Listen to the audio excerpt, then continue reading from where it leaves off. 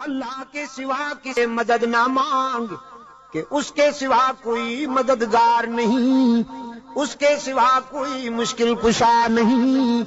اس کے سوا کوئی حاجت روا نہیں، اس کے سوا کوئی بیڑے پار کرنے والا نہیں، اس کے سوا کوئی بیماریاں دور کرنے والا نہیں،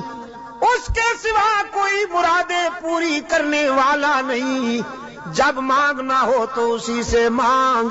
جب رونا ہو تو اسی کے در پہ آنسو بہا، جب دامن پھیلانا ہو تو اسی کے در پہ دامن پھیلا۔ وعدہ پورا کرنا، ایاک نعبد و ایاک نستعین، ہم تیری ہی عبادت کرتے ہیں اور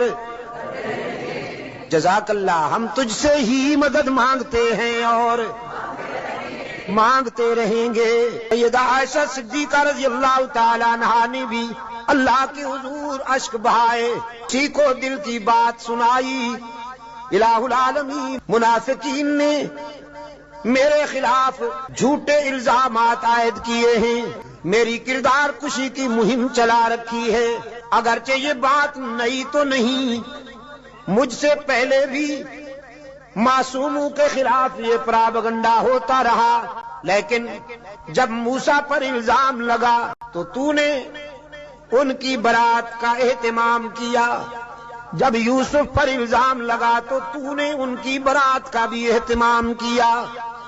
جب مریم پر الزام لگا تو نے ان کی برات کا بھی اہتمام کیا۔ میرے معبود، آج تیرے محبوب کی عائشہ اشک بار آئی ہے اور یہ فیصلہ کر کے آئی ہوں، جب تک میری برات کا اہتمام نہیں ہوگا تیرے در سے سر نہیں اٹھاؤں گی، سجدے سے سر نہیں اٹھاؤں گی، کسی اور کے در پہ نہیں جاؤں گی، تجھ سے ہی مدد مانگتی ہوں، تجھ سے ہی درد دل کہتی ہوں۔ رو رہی ہے سیدہ عائشہ صدیقہ رضی اللہ تعالی عنہا، کس کے آگے؟ اسی کے آگے رویا کرو، اسی کے آگے اشک بہایا کرو، اسی کے حضور دامن پھیلایا کرو، ساری امیدیں اسی سے وابستہ کیا کرو کہ اس کے سوا دامن بھرنے والا کوئی نہیں، دامن خالی کرنے والے بہت، بھرنے والا کون؟ دامن خالی کرنے والے